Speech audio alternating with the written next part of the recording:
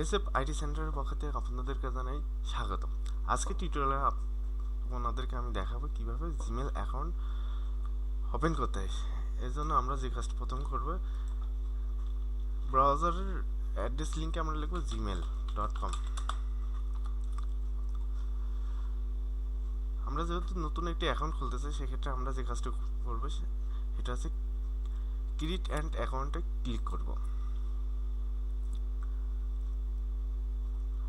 লক্ষ্য করুন, এখানে আমাদের সামনে একটি গুগল একটু ফর্ম দিছে, যেটা পূরণ করতে হবে অ্যাকাউন্ট খোলার জন্য।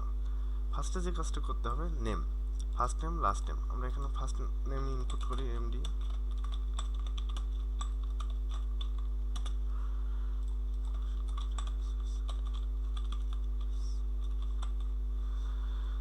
Choose your user name. User name হলো আমি জিমেলে কি নামে ওপেন করব বা কি নামে এটা পরিচিত করব সেটা।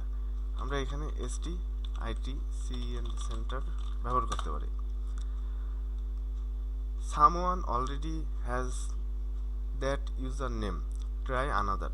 অলরেডি এই নামে কেউ ব্যবহার করছে, সেক্ষেত্রে আমাকে বলছে এই ইউজার নামে হবে না, অন্য একটা ইউজার নেম ব্যবহার করতে হবে। সে সাথে আমাকে সাজেস্ট করছে যে IT centre, ST IT centre 22 বা ব্যবহার করতে, বা এইগুলো ব্যবহার করতে। আমি ওটা ব্যবহার করতে পারি, বা আমি 01 দিয়ে চেষ্টা করতে, এটা কি আছে নাকি ফাঁকা। হ্যাঁ, লক্ষ্য করেন এটা ফাঁকা আছে, সেক্ষেত্রে আমি এটা ব্যবহার করতে পারবো। পাসওয়ার্ড, এখানে পাসওয়ার্ড আমরা ইনপুট করব। গুগল আমাদের সাজেস্ট করছে যে 8টা ক্যারেক্টারের নিচে পাসওয়ার্ড ইনপুট হবে না, সেক্ষেত্রে আমরা 8টার উপর ব্যবহার করতে হবে।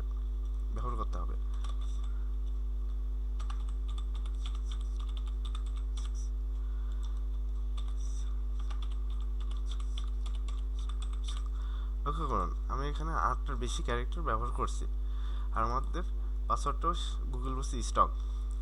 এখানে নিচে এই অংশটি বার্থডে, অর্থাৎ আপনার জন্ম তারিখ এখানে ইনপুট করতে হবে।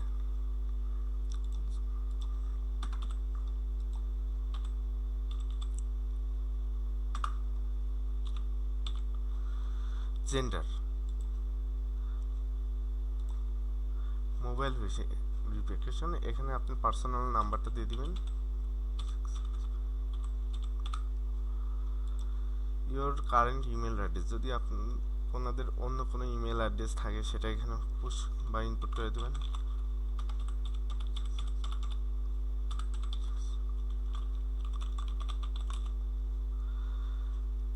এখানে দেখেন আমাদের সামনে একটা ক্যাপচার কোড আছে, যদি আমরা এই ক্যাপচার কোডটাকে ইনপুট করতে চাইলে এখান থেকে ইনপুট করবো, আর যদি মনে করেন আমরা এটা ইনপুট করবো না, তাহলে স্কিপ করে দেবো, এটা ইনপুট হবে না।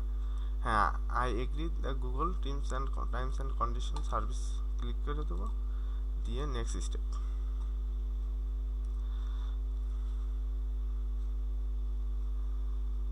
হ্যাঁ, অলরেডি আমাদের অ্যাকাউন্টটা ওপেন হয়ে গেছে, আমাদেরকে গুগল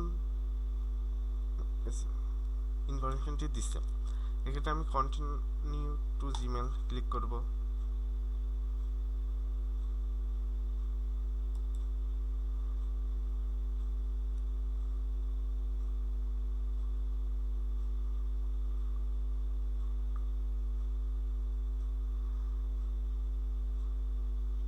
হ্যাঁ, আমাদের জিমেল অ্যাকাউন্টটি সম্পূর্ণভাবে ওপেন হয়ে গেছে।